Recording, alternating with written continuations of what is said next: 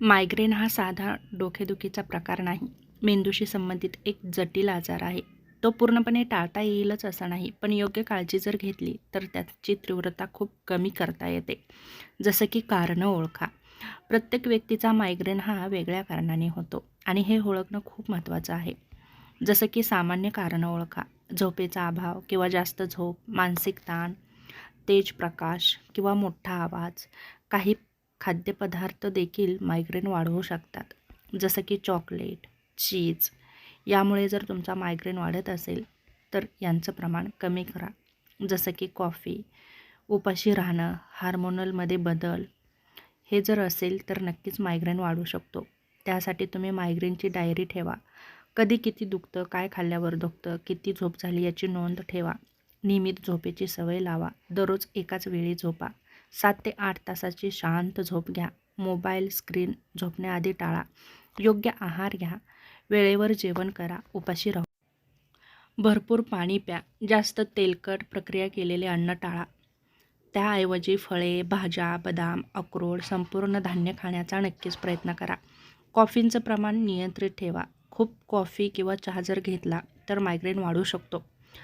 त्याचप्रमाणे जर तुम्ही अचानक कॉफी बंद केली तरीही डोकेदुखी होऊ शकते. यामुळे त्याचं प्रमाण हळूहळू कमी करा. ताण कमी करा. स्ट्रेस हा सर्वात मोठ्या कारणांपैकी एक कारण आहे. स्ट्रेस कमी केला तर नक्कीच मायग्रेन कमी होऊ शकतो. यासाठी तुम्ही योगा करा, ध्यान करा, प्राणायाम करा. यामुळे मायग्रेनची तीव्रता नक्कीच कमी व्हायला मदत होते. त्याचप्रमाणे हलका व्यायाम करा, जसं की चालण्याचा. प्रकाश आणि आवाजापासून संरक्षण करा. तेज लाईटमध्ये सनग्लासेस वापरा. मोठ्या आवाजापासून दूर राहा. स्क्रीनचा ब्राईटनेस कमी ठेवा. नियमित व्यायाम करा. 30 मिनिटे चाला, सायकलिंग करा, योगा करा. पण अतिशय कठीण व्यायाम पण अचानक चालू करू नका. हार्मोन बदलांवर लक्ष ठेवा. महिलांमध्ये पिरियड्सच्या अगोदर किंवा नंतर मायग्रेन वाढू शकतो.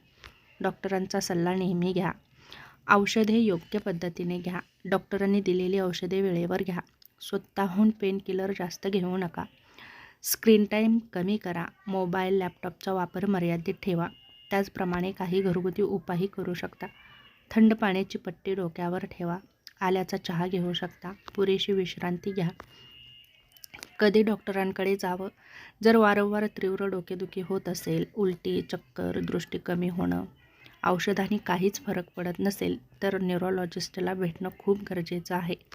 मायग्रेन टाळण्यासाठी मुख्य गोष्टी म्हणजे दिनचर्या चांगली ठेवा, योग्य झोप घ्या, आहार चांगला घ्या, ताण कमी करा आणि स्वतःचे ट्रिगर ओळखा. म्हणजेच कोणत्या गोष्टीमुळे आपला मायग्रेन वाढतोय त्या गोष्टी ओळखा आणि त्या टाळण्याचा नक्कीच प्रयत्न करा.